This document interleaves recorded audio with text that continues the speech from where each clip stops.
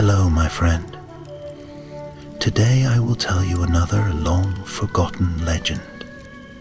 Close your eyes and let the magic transport you to Middle-earth. Our journey begins.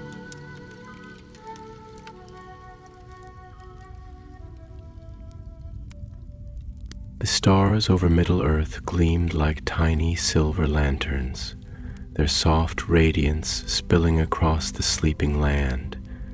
In the west, the great sea murmured its endless song, and in the east, the far peaks of the withered heath stood like jagged teeth against the night sky.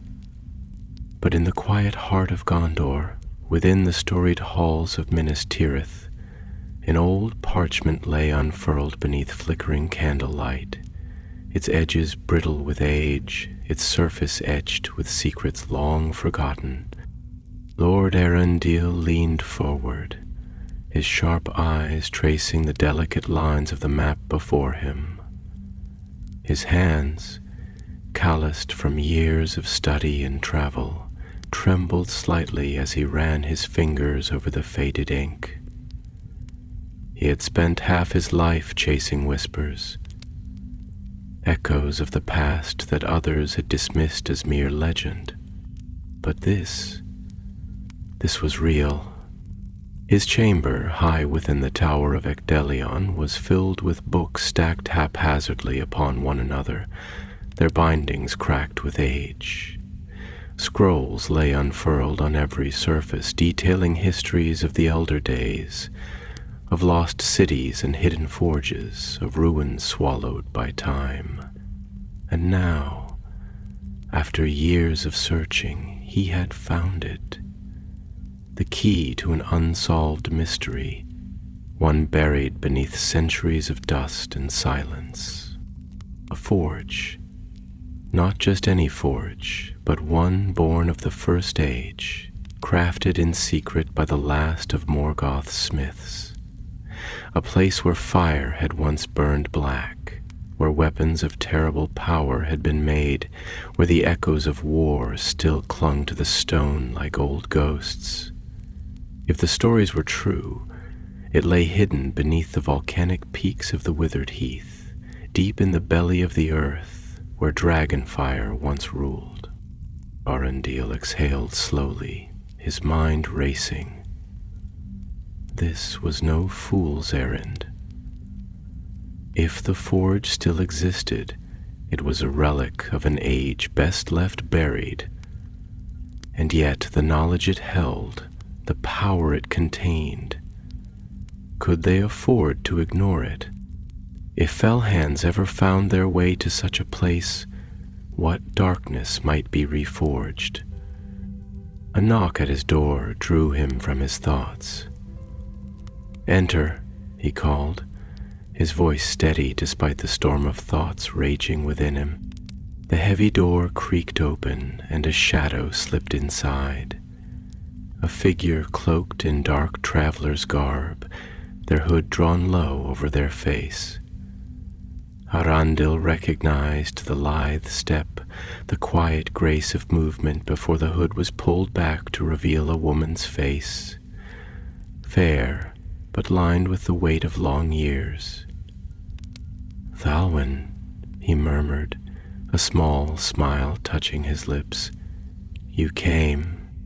The elf's piercing gaze swept over the map on the table, her silver eyes darkening as she took in the details. "I have traveled far to answer your summons," she said, "but I had not expected this." She touched the parchment lightly, as if half afraid it might crumble beneath her fingers. "You seek the lost forge of the enemy." "I do." Arundel nodded, folding his hands before him. "And I need your help to find it." Thalwyn's expression did not change, but Arundel knew her well enough to sense the hesitation in her stillness. She had spent years wandering Middle-earth, keeping her own counsel, avoiding the affairs of men. Yet she was here, now, standing before him when she could have ignored his message altogether. "The whispers of this place have long been silenced," she said at last. "Many would call it folly to stir them again, and many would call it folly to leave such a place unguarded," Arundel countered. "I do not seek to use what lies beneath the mountain, nor do I wish to see it fall into hands unworthy of its power. But knowledge, Thalwyn, knowledge is our best weapon against the darkness that always lingers beyond the horizon." Thalwyn studied him for a long moment. Then, with a quiet sigh, she pulled a chair close and sat across from him, her fingers resting lightly upon the table's edge. "Tell me everything," she said. By the time dawn's first light touched the white walls of Minas Tirith, the decision had been made. The expedition would begin within a fortnight, their path leading northward through Ruvanion and into the scorched lands of the withered heath. The company would be small, those who could be trusted, those who would not turn from the task when the road grew perilous. Arundel sent word to Doran's heir, a dwarven warrior who had long sought vengeance for his lost kin. If anyone understood the ways of fire and stone, it was he. And to Barzan, an Easterling deserter who had traveled far and seen much. Too much. He claimed to have walked the edges of the heath, to have glimpsed the dark fires still burning beneath the mountains. If there was any truth to his tale, they would need him. And so the days passed, each moment a step closer to the unknown. On the eve of their departure, Arundel stood upon the ramparts of the city, watching the stars wheel above him. The night wind carried with it the scent of the fields below, the distant murmur of the Anduin as it wound its way toward the sea. For a fleeting moment, he wondered if this was the right path, if they were meddling in something better left undisturbed. Then he heard it, a whisper, faint as the wind, curling at the edges of his thoughts. It did not come from the city below, nor from the company gathered within its walls. It came from somewhere else, distant yet near, ancient and waiting. "Come." A shiver ran through him. He turned away from the view, gripping the stone of the parapet to steady himself. The journey had not yet begun, and already something was stirring. Far to the north, beneath the ebon peaks of the withered heath, something long buried shifted in the dark, and the fire, smoldering in the depths of the world, exhaled its first breath. The hour was late, yet Minas Tirith did not sleep. A hush lay over its white towers, but it was not the silence of rest. It was the quiet of watchfulness, of time standing still in the deep hours before dawn, when the world feels poised on the edge of something unseen. A wind stirred from the east, faint yet cold, carrying whispers of distant lands, of mountains whose peaks were black against the sky, of rivers that ran sluggish beneath the weight of old secrets. Arundel stood upon the highest balcony of the Tower of Ectelion, wrapped in a cloak lined with silver embroidery, though even the heavy wool could not keep the night's chill from pressing against his skin. He had long been accustomed to the cold, yet this was different. Not the mere bite of autumn's breath, but something deeper, something that gnawed at the edges of his thoughts like fingers tracing the rim of an unopened door. The map lay before him, spread across the stone parapet, its surface illuminated by a single flickering lantern. He traced the faded ink with slow, deliberate fingers, as if memorizing the path it depicted, though he had already committed every detail to memory. the withered heath. The name alone was enough to set the heart uneasy. A land once ruled by dragons, where the air had been thick with the stench of burning stone and the groan of shifting earth. A land where Morgoth's fire had lingered long after his fall, feeding upon the bones of an age that no longer was.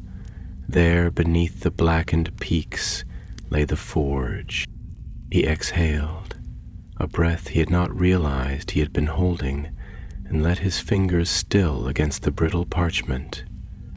A strange thought took root in his mind, a thought unbidden, unwanted. Did the forge still burn? He knew what the histories said, that the wars of the First Age had drowned the fires of Morgoth's creation, that the mountain halls had collapsed in on themselves, entombing the forges of the enemy beneath leagues of stone. But history was a fickle thing, shaped by those who survived it, colored by the fears of those who sought to bury the past. If even a single ember still smoldered in the deep places of the world, what terrible things might be forged anew. A quiet footstep behind him pulled him from his thoughts. "You have not slept." The voice was soft, yet there was something unyielding in its cadence, something that carried the weight of ages. He did not need to turn to know who it was. Dalwyn. She moved with the grace of the firstborn, her steps near soundless against the stone, yet there was an ever-present sorrow to her presence, a burden carried in the set of her shoulders, in the way she let the shadows settle around her as if she belonged to them. Her hair, dark as the depths of the sea, caught the pale glow of the lantern's light as she stepped beside him, her gaze settling upon the map. "I have slept enough," Arundel murmured, though the words rang hollow even to his own ears. Thalwyn did not reply at first. Instead she reached out, her fingers brushing against the parchment, her touch light as a whisper. For a long moment she simply stared at it, her expression unreadable. Then, with a sigh like the rustling of autumn leaves, she spoke. "This place, it does not wish to be found." Arundel turned his gaze to her, searching the contours of her face, the ancient wisdom that lay beneath her cool expression. "And yet it exists," he said, his voice steady. "It is not the place that matters, Thalwyn. It is what still lingers there." She looked at him then, fully, her silver gray eyes meeting his own with a depth that seemed to stretch beyond the present moment, beyond the walls of Minas Tirith, beyond the very age in which they stood. "You believe that knowledge is a shield," she murmured, and there was something almost sorrowful in her tone, something that spoke of long years and fading light. That if you can name a thing, if you can understand it, then it holds no power over you. Arundel frowned slightly, but he did not answer. She continued, her voice lower now, reflective. "But knowledge is also a weight. You cannot unlearn what you have uncovered. You cannot close your eyes once they have seen the depths of shadow. And when you bring others into that knowledge, you must bear the weight of what it may do to them." She turned back to the map, and when she spoke again, her voice was softer, almost a whisper. "There is a fire that still burns beneath the mountains. I have seen it." He stiffened. "You have been there?" Thalwyn hesitated, her hand tightening slightly upon the edge of the parchment. Then, finally, she nodded. "Long ago." The wind stirred again, colder this time, curling around them like unseen fingers. Erandil felt the hair on his arms rise, though whether from the chill or the weight of her words, he could not say. "You never spoke of it. There are some things," she said, "that are better left in silence." They stood there for a long while, the map between them, the night stretching wide and endless above. And though no more words passed between them, the silence was not empty. It was filled with the weight of things unspoken, of choices yet to be made, of a road that had already begun to take shape beneath their feet. Far below, in the lower city, a horn blew, a long, low note that carried on the wind, a signal of change, of something stirring beyond the white walls of Minas Tirith, and in the east, beyond the fields of Rohan, beyond the green hills of the Anduin, beyond the wilds of the north, the mountains of the withered heath loomed dark and patient, waiting, always waiting. The road stretched before them, winding its way down from the gates of Minas Tirith, coiling like an old river that had forgotten its way through the folds of the land. Dawn's first light bled over the white city, casting long shadows down its tiered streets, where the last murmurs of the night still clung to the quiet corners. The eastern sky, touched with the pale gold of morning, was streaked with the remnants of the night's retreat, those final traces of stars that faded like forgotten memories. Arundel rode at the head of the small company, his cloak billowing slightly with the breeze that funneled through the valley. His mind was weighted with thought, layered and complex, as if each step further from the city were a step deeper into something vast and inescapable. He had always believed that knowledge could illuminate even the darkest places, that the pursuit of truth, no matter how dangerous, was a light unto itself. But now, as the city walls shrank behind him and the road beckoned into the unknown, he felt something else, a hesitation that had not been there before. It was not fear, not in the way a soldier fears the sword, but something quieter, something deeper. A whisper in the mind that questioned, not the path itself, but the consequence of walking it. He had felt it the night before, when Thalwyn had spoken of knowledge as a weight, of truth as something that could shape and consume in equal measure. He had heard the warning in her voice, in the measured way she had looked at him beneath the cold stars, as if she knew something he did not yet understand. They rode in silence for some time, the rhythm of hooves against earth the only sound, save for the distant cry of hawks circling high above the plains. The land stretched wide around them, rolling fields fading into clusters of trees, their branches whispering with the wind. The world felt untouched here, as if it had not yet woken from some ancient slumber, as if time itself moved differently in these open spaces. Thalwyn rode beside him, her posture relaxed yet poised, as if she were both part of the world around her and apart from it, an observer drifting through the stream of time without being carried by its current. She had been silent since they had left the city, but now as they passed through a grove where golden leaves shuddered in the morning light, she turned her gaze toward him, her voice quiet yet sharp as a blade honed against stone. "You feel it, do you not?" she asked, not looking at him directly, but instead watching the wind stir the leaves above them, as if reading something in their movement. Arundel did not answer immediately.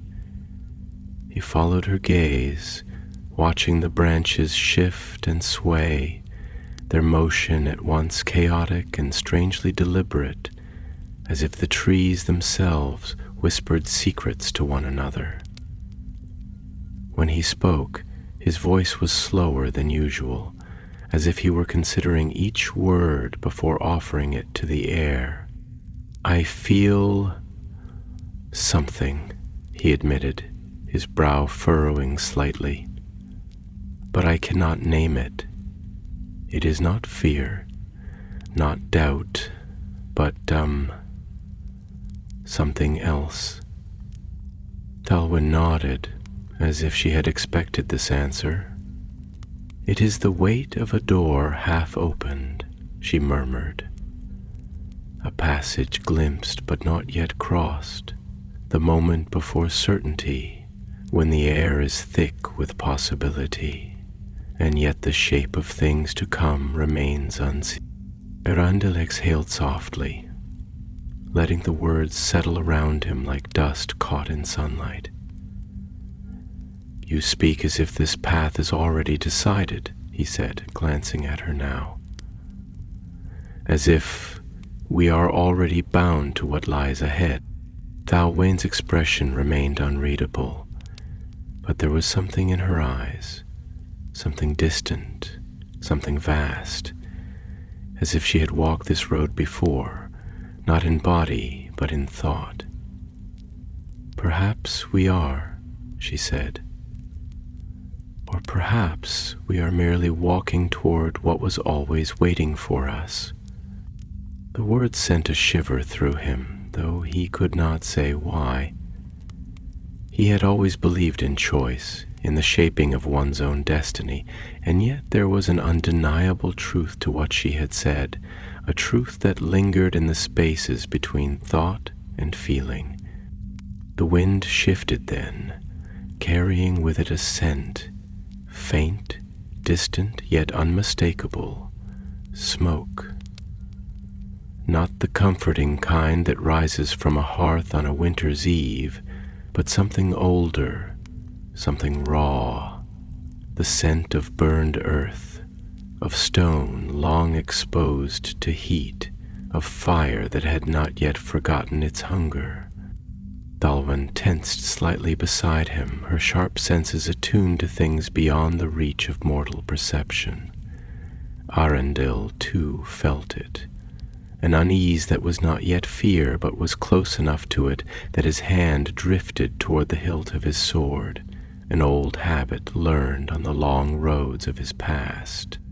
Doran's heir, who rode a short distance behind them, grunted as he caught the scent as well. "The mountains call to us," he muttered, his deep voice like the rumbling of stone shifting beneath the weight of the earth. "And they do not call kindly." Barzun, the Easterling who had joined them at the city's edge, said nothing, but his dark eyes flickered toward the horizon, where the peaks of the withered heath loomed faintly in the distance, their shapes veiled in the haze of the rising sun. Erendil tightened his grip on the reins, urging his horse forward. "Then let us answer the call," he said, though the words felt heavier than they should. They rode on, the road unfolding before them like a story still being written, the ink not yet dry, the ending not yet known. And in the depths of the world, beneath mountains that had long stood silent, something stirred in the dark, something that had waited for the coming of fire, for the whisper of voices upon the wind. The forge was not forgotten, it was only waiting. The land stretched before them, vast and shifting beneath the weight of time, a canvas of earth and sky where the past had left its marks in scars of stone and whispers of wind. The road had long since unraveled into something wilder, something untamed, where the footprints of men were fewer and the dominion of the world's elder forces was still felt in the silent hush of ancient trees and the watchful stillness of mountains that had seen more ages than any mortal tongue could recount. As they pressed northward, the great plains of Rovanion spread wide around them, golden fields rippling in the wind like a restless sea. Their movements slow and deliberate, as if stirred by unseen fingers. The air smelled of earth warmed by the sun, of distant rain carried from the west, of grass that whispered with each passing breeze. It was a place of forgotten echoes, where the bones of long-dead kings might sleep beneath the rolling hills, their stories buried in silence, their names known only to the roots that curled through the soil like fingers grasping at memory. Arundel rode in silence, his thoughts turning over one another like stones cast into deep water, their ripples stretching far beyond the moment. He had always believed in the power of knowledge, in the quiet certainty that truth, no matter how perilous, was a thing to be sought, to be carried like a torch against the dark. But there were moments now when he wondered, when he felt, as Thalwyn had suggested, the weight of a door half opened, a passage glimpsed but not yet crossed. There was no going back now. The choice had been made, the road already beneath them, and yet, in the depths of his mind, something restless stirred. A question he could not quite name, a fear he could not yet voice. Beside him, Thalwyn moved with the stillness of one accustomed to the vastness of time, her presence woven into the rhythm of the world around her, as if she belonged as much to the wind and the trees as she did to the company that rode beside her. She had not spoken much since their departure, but now, as they entered the shadow of an old ruin, stones crumbled and half buried in the embrace of vines, their forms softened by the gentle insistence of the years, she turned to him, her voice low but edged with thought. "This place has seen fire before," she murmured, her gaze traveling over the fallen pillars, the remnants of a hall that had once stood proud but now lay silent beneath the sky. Not the fire of war, nor the fire of industry, but something deeper, something that consumes not only stone and wood, but lingers in the hearts of those who pass through its ashes. Arundel glanced at her, his brow furrowing slightly. "You speak as though the past lingers in more than memory." Thalwyn exhaled softly, her fingers brushing against the surface of a fallen column, where old carvings had been worn to near obscurity, their meaning lost save for the faintest traces of artistry that still remained.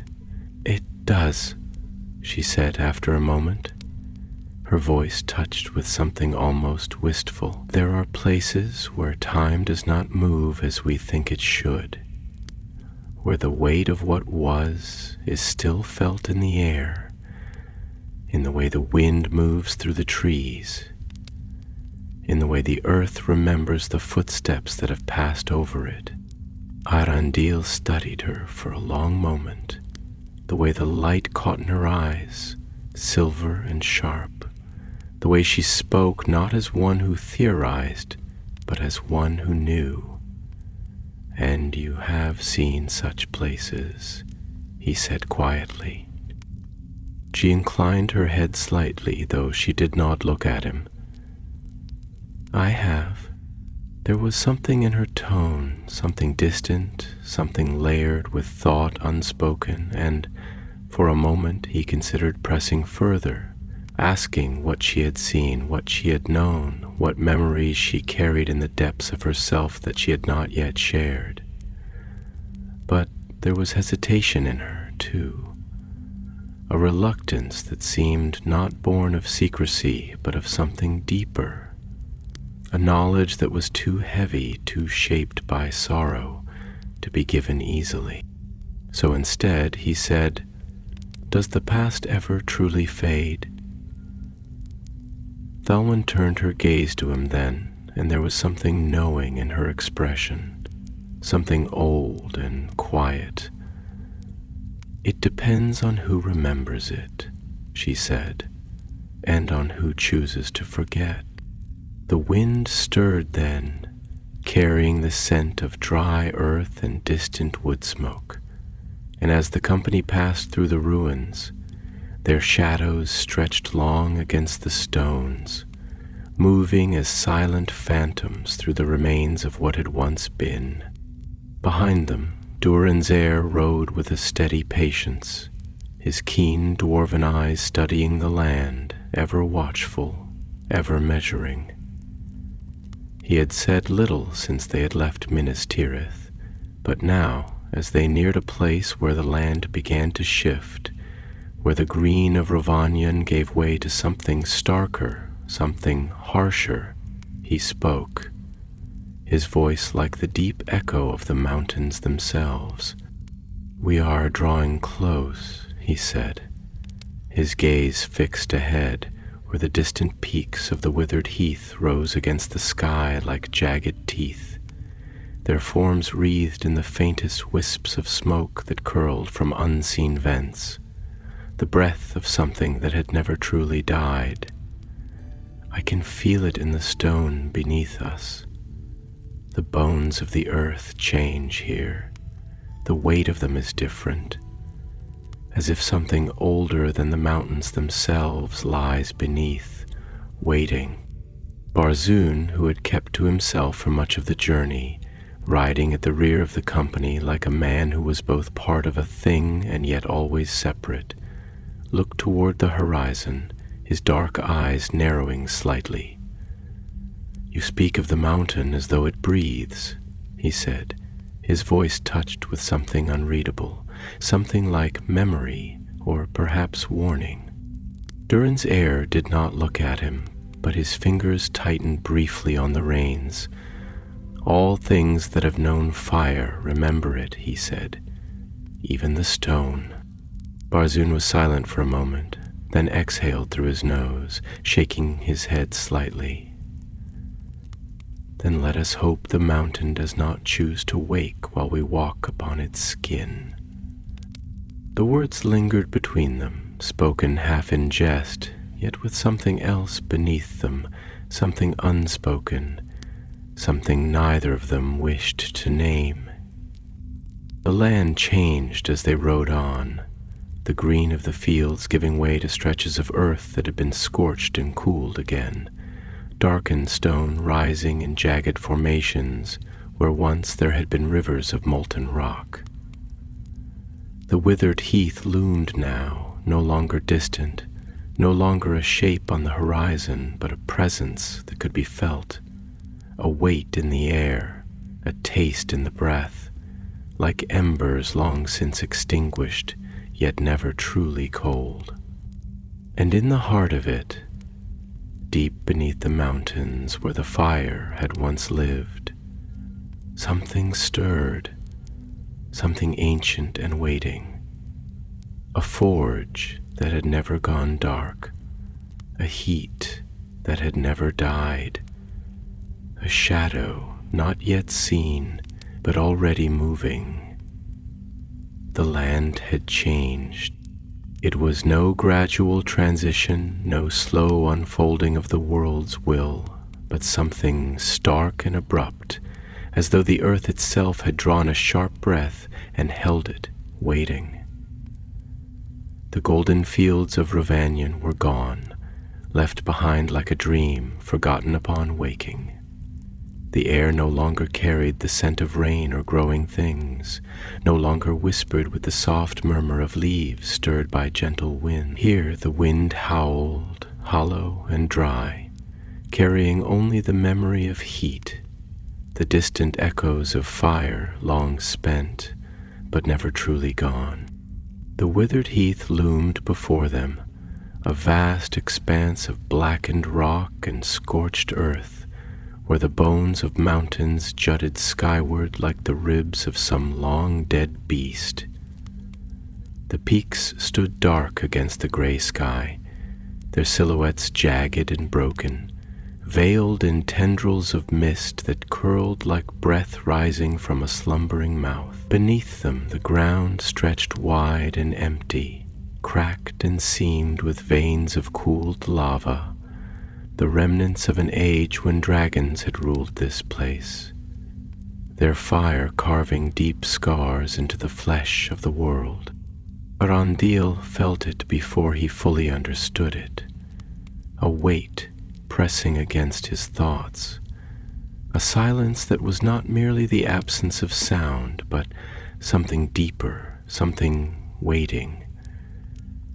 He tightened his grip on the reins of his horse, though the beast had already begun to slow, its breath coming in sharp bursts, its nostrils flaring as if it too could sense the shift in the air, the change in the bones of the land beneath its hooves.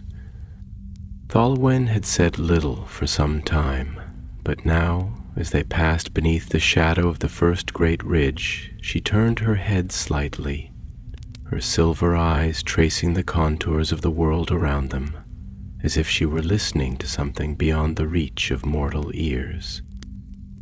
When she finally spoke, her voice was quiet, but there was something taut beneath the surface, something carefully held in check. "This land is not merely empty," she murmured. "It is watching." Arundel exhaled slowly, casting his gaze across the desolation before them.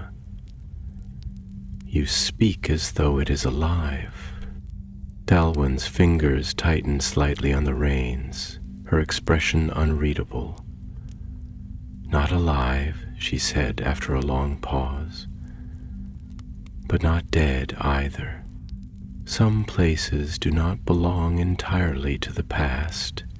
They linger, caught in the breath between what was and what still might be. And in such places the old things do not sleep as deeply as we might wish." Arundel let the words settle, rolling through his mind like distant thunder. He had studied histories, had traced the lineage of ancient lands in ink and parchment, had read of the great wars, the battles fought in fire and ruin. But history, he had come to understand, was more than mere record. It was something that lingered, something that left its marks not only in books and memory, but in the land itself, in the weight of a place, in the hush of air that had carried too many screams, too many whispered names. Durin's heir rode a few paces behind them, his gaze fixed upon the mountains, his dwarven eyes keen and knowing. He had spent a lifetime beneath the earth, had walked where few others dared, had traced the veins of the world's bones with hands that understood stone better than they understood flesh. And now, as he looked upon the withered heath, there was something in his expression that spoke of recognition, of a familiarity he did not welcome. "This place was shaped by more than dragons," he rumbled, his voice like a deep drum sounding in a cavern's depths. "There is fire here, yes, but fire is only one kind of hunger. There are older hungers still." Barzun, who had remained silent for much of the journey, let out a slow breath, shifting slightly in his saddle.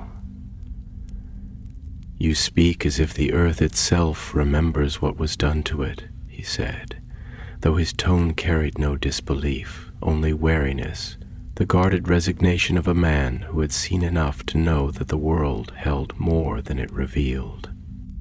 Durin's heir did not turn to look at him, but his fingers brushed idly against the hilt of his axe, a gesture as unconscious as it was telling. "The earth does not forget," he murmured. "It waits." A hush fell over them then, not merely the quiet of speech abandoned, but something heavier, something vast and unmoving. The mountains loomed closer now, their slopes dark and streaked with the ghosts of ancient lava flows, their crests lost in the swirling mist that clung to their peaks like the remnants of forgotten breath. Arundel felt it again, that weight, that presence. It was not a sound, nor a shape, nor anything he could name. It was simply there, pressing against the edges of his thoughts, a whisper without words, a silence that carried meaning not yet understood.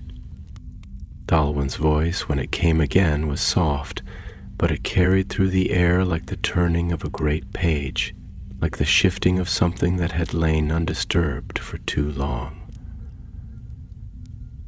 "There is something beneath," she said. Durin's heir nodded, though his gaze remained fixed upon the mountains, upon the dark crevices and unseen depths where the world's old wounds still festered. "A forge," he said, his voice low. "If the stories hold true, it lies somewhere beneath these peaks, buried deep, hidden from sight but not from memory." Barzoon exhaled sharply, shaking his head. "And if it still burns?" he asked, though the question was not truly one of fire, but of something else, something older, something colder. Durin's heir did not answer immediately. Instead, he turned his head slightly, his keen eyes meeting Arundel's, searching, measuring. "Then the choice will not be whether we have found it," he said, "but whether we are willing to leave it untouched." The words settled heavily between them, a truth not yet spoken aloud but already understood. The past was not merely a thing to be discovered, it was a thing to be reckoned with, to be faced with the weight of all that had come before, and the forge, if it still lived, would demand its reckoning.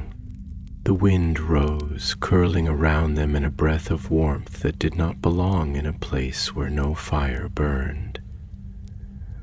The sky above them darkened slightly, as if the sun had been swallowed by unseen veils, and the earth beneath their feet felt heavier, more solid, as though it carried something beneath its surface, something waiting, something unseen but not unknown. And as they pressed onward, the mountains rising to meet them, the road they walked was no longer merely one of stone and earth, but of choice, of consequence, a road that led not only into the depths of the withered heath, but into the heart of something that had never truly been left behind. Something watching, something that had never ceased to burn.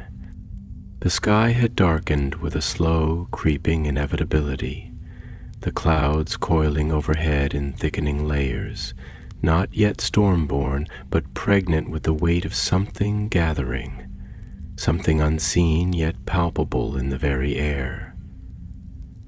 The last golden rays of the sun, now low upon the horizon, cast a strange and reluctant light over the land, bleeding through the cloud cover in fractured slivers, turning the mountains ahead into stark black silhouettes, jagged against the deepening gray. The withered heath, ancient and wounded, stretched before them in silent defiance, its scorched earth and broken stones bearing witness to things long past, yet never truly forgotten.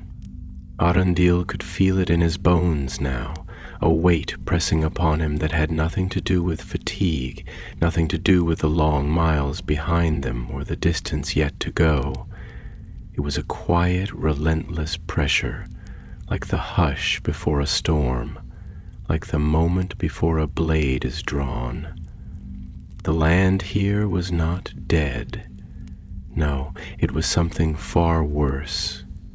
It was waiting. The company had grown silent as they passed deeper into the heath, as though speaking aloud would break some unspoken contract, would shatter the uneasy truce between themselves and whatever memories lay buried beneath their feet.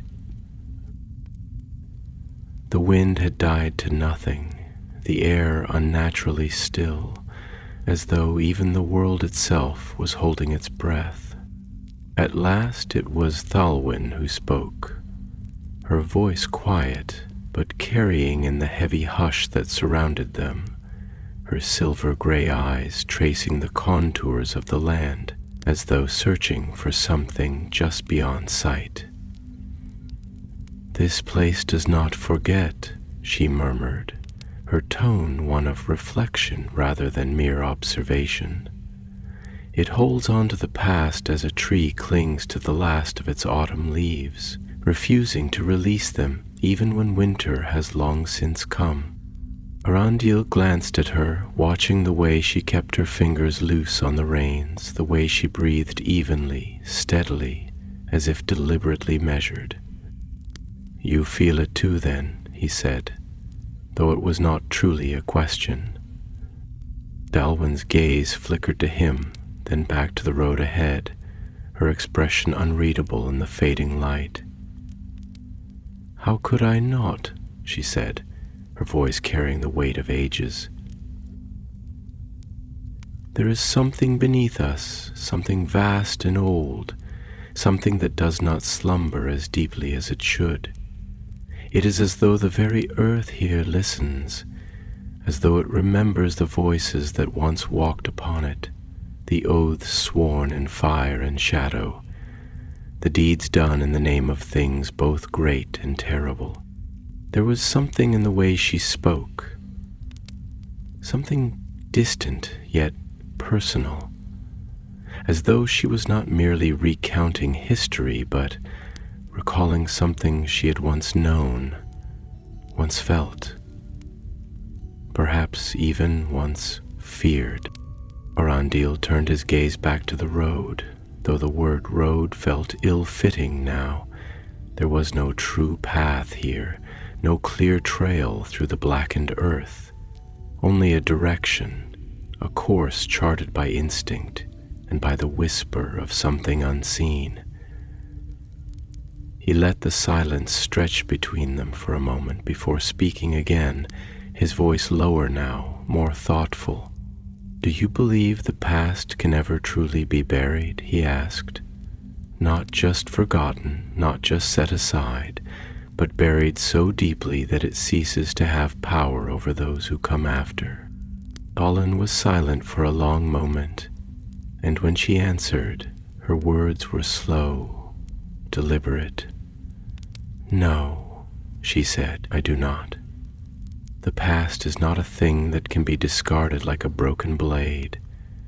It is a thing that lingers, that roots itself in stone and blood alike. The choices made long ago, the deeds that shaped the world, they are not merely echoes. They are part of the foundation upon which we stand. And if that foundation is cracked, if its bones are rotted with the weight of old sins, then the whole of what is built atop it will feel the tremors when the ground begins to shift beneath it." Arundel exhaled through his nose, nodding slightly. "Then what do we do?" he asked. "If the past cannot be erased, if it cannot be sealed away, then what choice is left to us?" Thalwyn turned her gaze fully upon him now, and there was something in her eyes, something old, something sorrowful, something that had looked upon the rising and falling of ages and understood the futility of mortal arrogance. "We learn," she said, "we remember, and we choose, not with ignorance, not with the blindness of those who believe they walk upon untrodden ground, but with the understanding that every step we take is upon the bones of those who came before. We cannot change the past, but we can decide whether we will repeat it. Arundel said nothing to that, for there was nothing to say.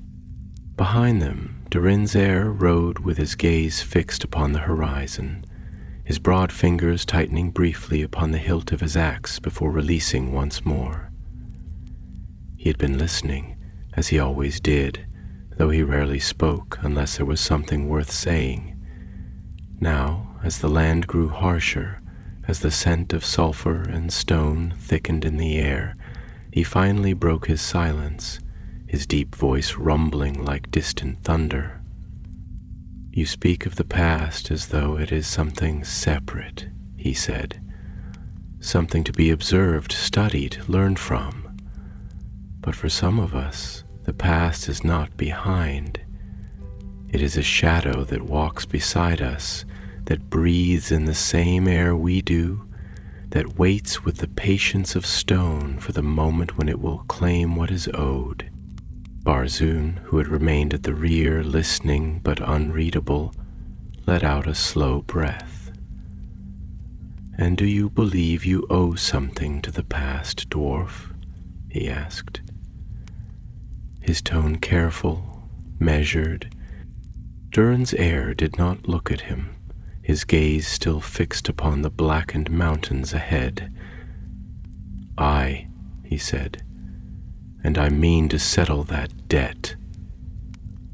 There was something final in his words, something unshakable, and for a long time no one answered. The wind stirred at last, the first breath of air to move through the dead land in hours, curling through the rocks like the whisper of unseen voices. The mountains loomed closer now, their peaks vanishing into the thick, churning clouds above. The scent of fire and stone stronger with every step. The very ground beneath their feet seemed to shift, as though something unseen stirred deep below, something ancient, something waiting. And in the silence that followed, in the hush of a world that had not yet decided whether to welcome them or swallow them whole, the company rode on, the weight of the past pressing upon them like the weight of the sky itself.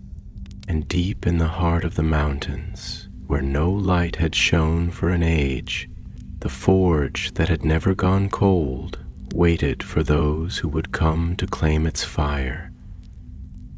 The mountains had swallowed them. The last remnants of open sky had vanished behind craggy ridges and looming cliffs, the world above reduced to slivers of gray, visible only in the narrow gaps between the towering walls of stone. Shadows stretched long and cold in these corridors of rock, twisting with the movement of unseen winds that carried the scent of ash, of something scorched and ancient, something that did not belong to the present age. The land was not lifeless, but neither did it bear the pulse of true vitality. No trees grew here, no birds circled overhead, no signs of green broke the monotony of stone. It was a realm of echoes, of whispers held in the ribs of the mountains, where the bones of dragons lay buried beneath layers of hardened ash, their presence not seen but still felt, as though their very essence lingered in the cracks of the earth, waiting. The path beneath their feet was uneven, formed of jagged obsidian and old hardened lava, its surface fractured by time but not yet erased. It was a landscape forged by fire and sealed in silence, where the world itself seemed to breathe in slow, measured inhales, as though it were considering the presence of these travelers, weighing their worth, their intentions, their right to tread upon ground that had once known the weight of greater, more terrible being. Arundel pressed forward, leading the company with steady, deliberate steps, though his eyes traced the shifting light against the rock walls, the flickering glow of their torches casting restless patterns that moved even when no wind stirred. There was a feeling here, a presence that could not be named, and though his mind wished to rationalize it, to shape it into something that could be understood and defined, there was a part of him, a deep instinctual part, that whispered otherwise. He exhaled slowly, glancing back at Thalwyn, who followed at his side, her movements fluid and effortless, though her gaze was sharp, ever watchful. She had been silent for some time, her focus drawn inward, though whether in thought or in caution he could not yet tell. But now, as the silence between them stretched longer, heavier, she finally spoke, her voice low, threaded with contemplation. "This place remembers," she murmured, more to herself than to him, her fingers brushing absently against the cool surface of the rock beside her. "It is not merely stone and silence. It is something else, something that has not yet let go of what once was." Arundel studied her for a long moment before answering. "Do you think it is memory alone that lingers here, or something more?" Thalwyn did not answer immediately, her expression unreadable as she continued walking, her steps slow but deliberate. When she finally spoke, there was a weight to her words, something old, something lived. "There are places in this world where the past is not merely a thing to be recalled, but a thing that exists, that breathes, that waits. Not all wounds close, not all echoes fade. Some linger because they were never truly silenced." She paused then, tilting her head slightly as if listening to something beyond the range of mortal hearing. "And here, in these mountains, there was once fire, not just of the earth, but of will, of purpose, of creation, of destruction. That does not simply vanish, it buries itself deep in the bones of the world, and though it may sleep, it is never truly gone." Arundel absorbed her words, feeling the shape of them settle into the spaces of his own thoughts, aligning with the unease that had already begun to form in his mind. He had always been drawn to history, to the remnants of what had come before, believing that through understanding one could wield knowledge as a lantern against the dark. But there were moments, rare but undeniable, when he questioned whether knowledge was always illumination, or whether sometimes it was simply another kind of fire, one that burned even as it revealed. Behind them, Durinzare let out a quiet, measured breath, his thick fingers running along the carved haft of his axe as he walked, his gaze fixed ahead.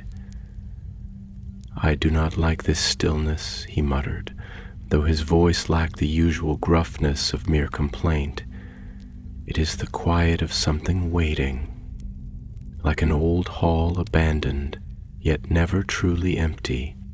Barzoon, who had taken up the rear, exhaled through his nose, shaking his head slightly. "A dwarf who does not like silence? That is a rare thing." Durinzare did not look at him, but his grip on his weapon did not loosen. "There is silence, and then there is absence," he rumbled.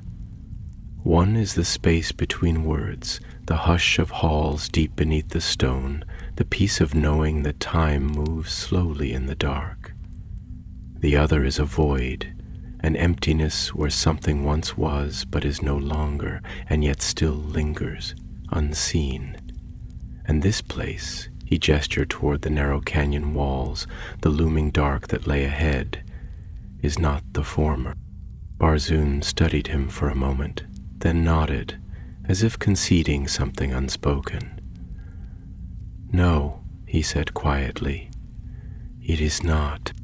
The wind stirred then, though it was not a true wind. There was no current, no shifting air.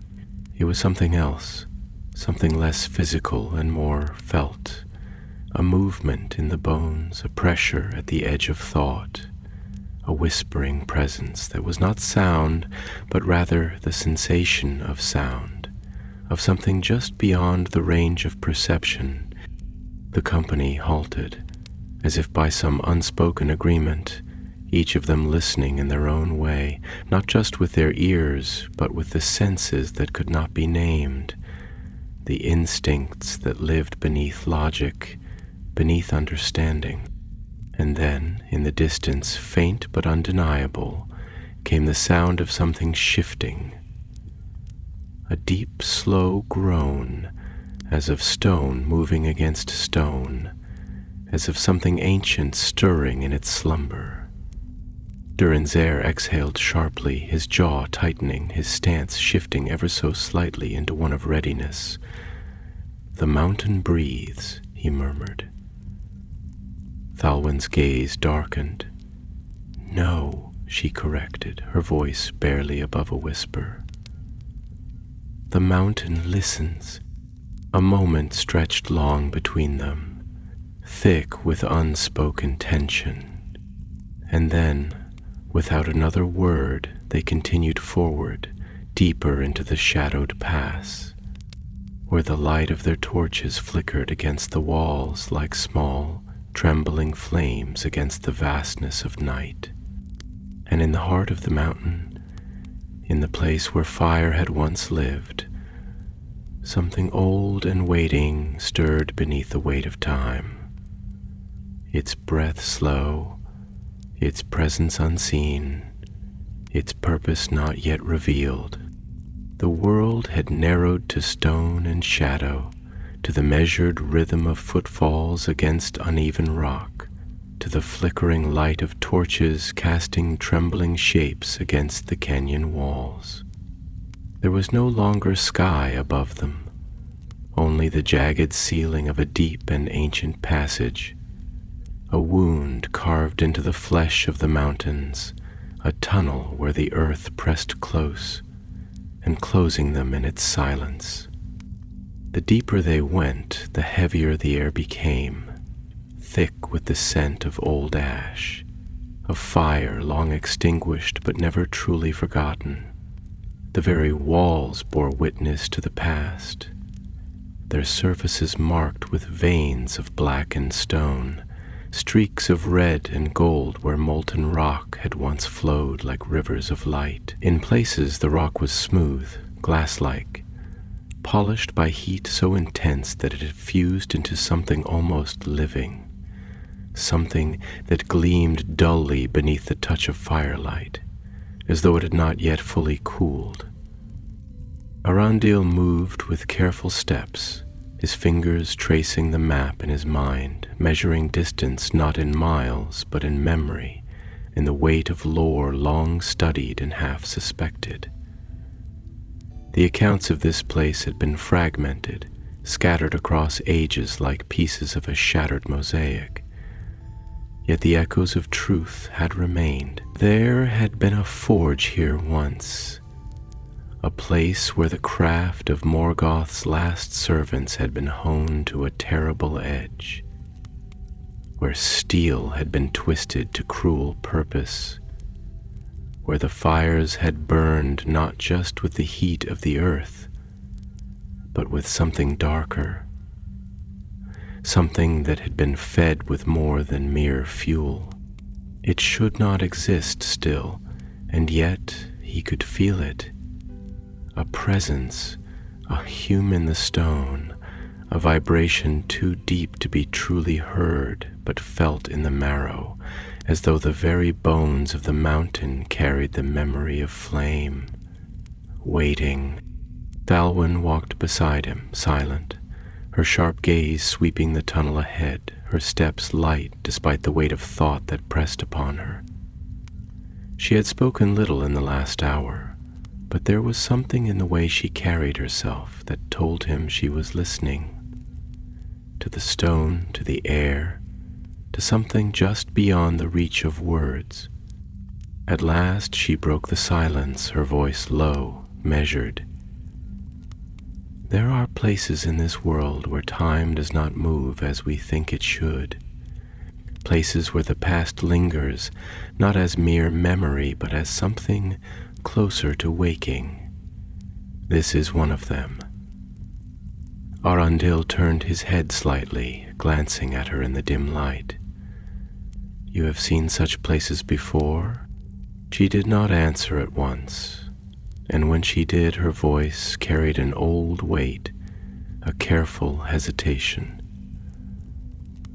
I have, she admitted, her gaze distant. I have walked in the ruins of kingdoms where the air still held the last cries of those who had fallen.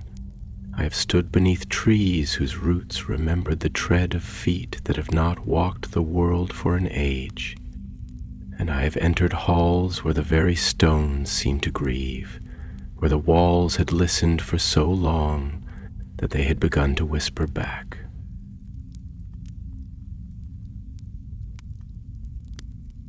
She exhaled, slow and deliberate. But this is different. This is not sorrow, this is something else. It is not a place that mourns what has been lost, but a place that remembers, and in its remembering it waits. Arundel felt the truth of her words settle over him like a cloak, the weight of them undeniable. And if it is waiting, he said quietly, then the question is, for what? Durin's heir, who had been listening, stepped forward then, his stance firm, his broad hands resting on the haft of his axe, though there was no enemy yet to strike. Perhaps, he rumbled, it waits for us. The words should not have held power, but in the stillness of the tunnel they did. The idea took root, threading its way into thought, into the hush between heartbeats. If there was something here, something that had not been fully extinguished, something that had slumbered rather than died, then what would it make of their presence? Would they be intruders, unbidden guests in a place that should have remained undisturbed? Or had they, in some unknowable way, been expected? Barzun let out a breath, low and controlled. If that is so, he murmured, then we would do well to remember that not all things that wait are patient. They moved forward. The tunnel widened, the walls curving outward, the ceiling rising into an immense cavern, so vast that their torches could not reach its end. Shadows stretched long, distorting against the uneven stone, their flickering movements lending the illusion of life where there was none. The air here was heavier, warmer, the scent of fire stronger, not fresh but old. Ancient heat, the last breath of something that should have gone cold but had not. And then they saw it. The forge. It lay ahead, embedded into the rock itself, an immense structure of blackened iron and dark stone, its surface veined with deep cracks where molten rock had once flowed, now hardened into eerie, frozen rivers of amber and gold. The anvil stood massive at its center, its edges worn but not broken, its surface scorched with the memory of countless blows, as if the very air around it still trembled with the echoes of hammers long silenced. And above it, carved into the wall, were runes, deep, jagged, written in a language that did not belong to elves or men or dwarves, but to something older, something wrought in the age before light and shadow had been fully divided. The air seemed to tighten, as though the cavern itself was aware of them now, as though the forge had taken notice. Durinzer stepped forward first, his boots heavy against the stone, his breath slow, measured. He reached out a hand, his fingers hovering just above the anvil, not touching, but close enough that he could feel the warmth that still radiated from it. He exhaled sharply, shaking his head.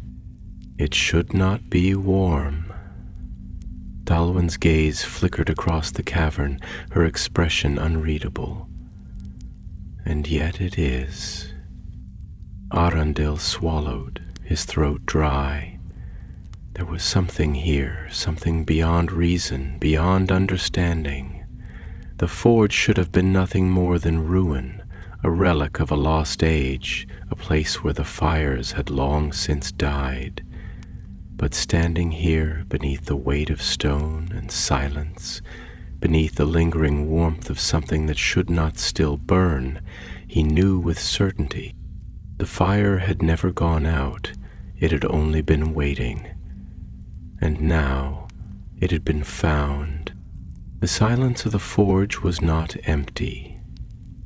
It was not the quiet of still air or the hush of a place abandoned. It was a silence that carried weight, a silence that listened, that measured, that seemed to wrap itself around them like a great and unseen presence.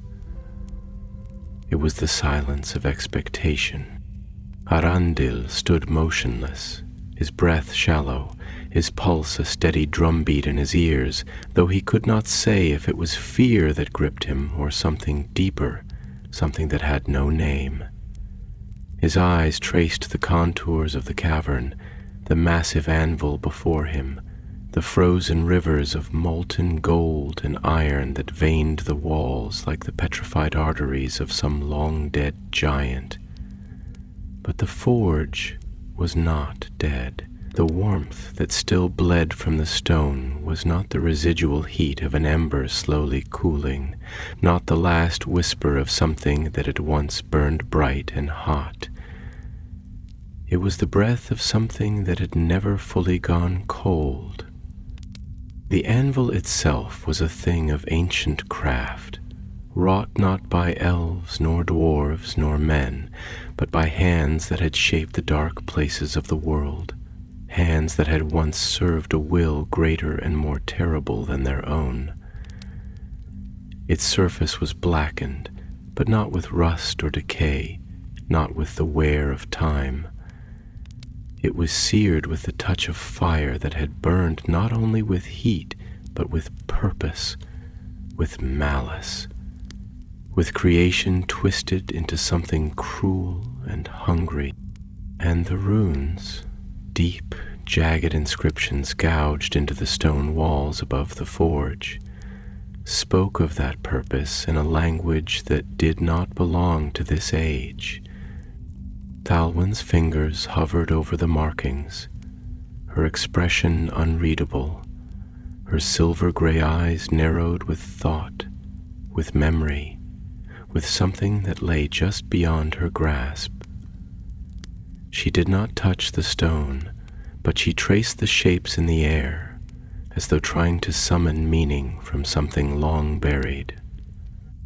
"This is not a place of forgotten things," she murmured at last, her voice barely above a whisper, though in the vast hollow of the cavern it carried like the echo of something far older than her own words. "It is a place that remembers, that has waited, and now that we are here, I do not think it will let us leave unchanged."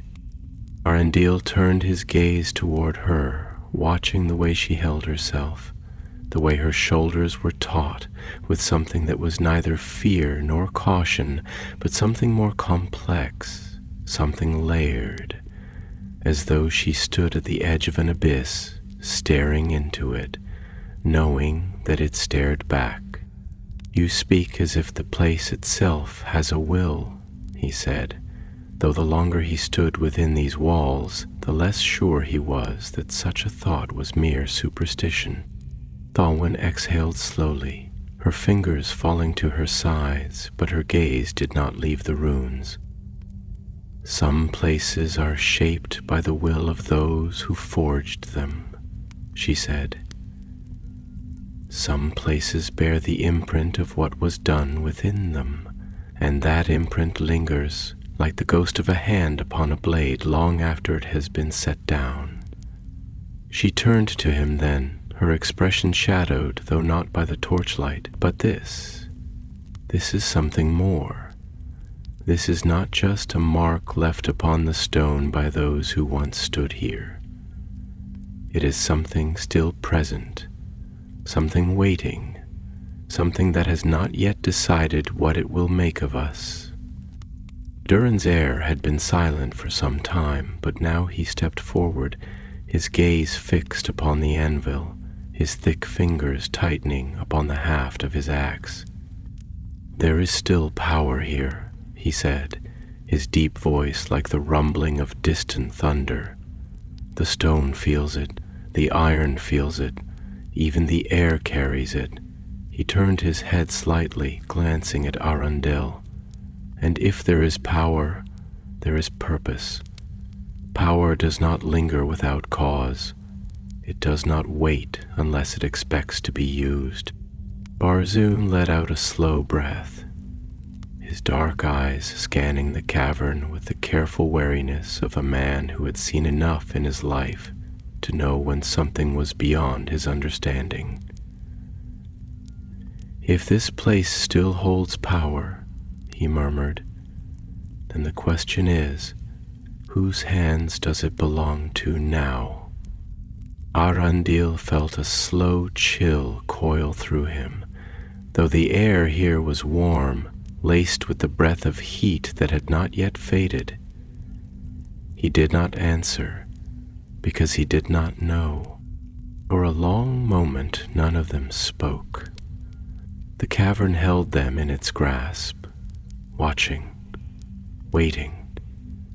The forge lay before them, its presence undeniable, its past inescapable. It was not just a ruin, not just a remnant of another age. It was something unfinished. And then, in the heavy silence, there came a sound, a deep, resonant thrum. It was not a sound made by voice, nor by movement, nor by any living thing.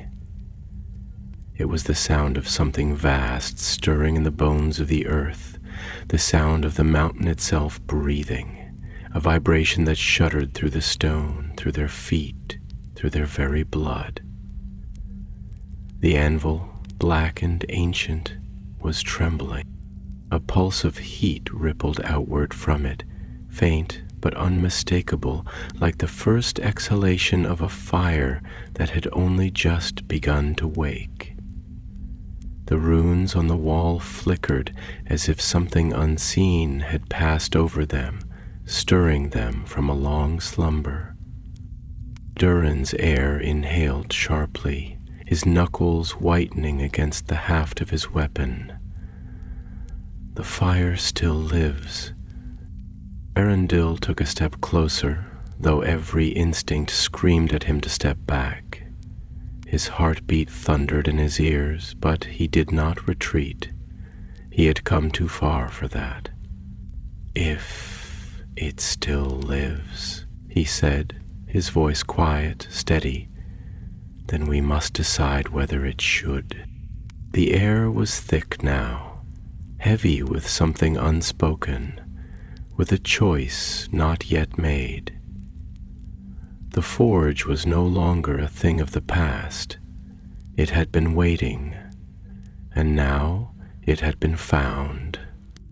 And somewhere, deep beneath the mountain, where the veins of fire still ran, where the echoes of hammers long stilled whispered in the dark, where the will of a lost age lingered, something opened its eyes,